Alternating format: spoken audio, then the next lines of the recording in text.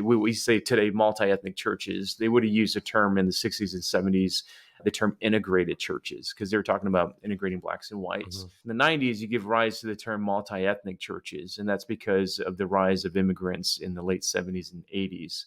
If your audience is familiar with Rick Warren, he planted Saddleback Church in 1980. America was still 82, 83% white. But by the time you get to the 90s, you have this rapid growing number of immigrant communities. My parents come in 79. So that is kind of basically the social context of the movie Gran Torino, Midwestern city. Whites used to occupy it. Blacks are now the predominant, but they don't own the block. And then now you have immigrants that have come in. People don't really know why they're there. And then this is the setup for that movie.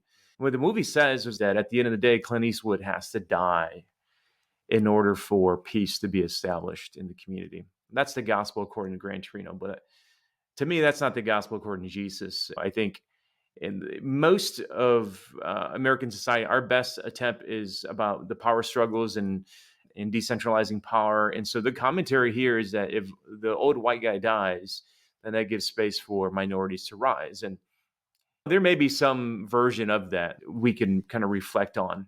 But if you think about how the gospel really impacts, Clint Eastwood doesn't have to die for people. Jesus dies for people.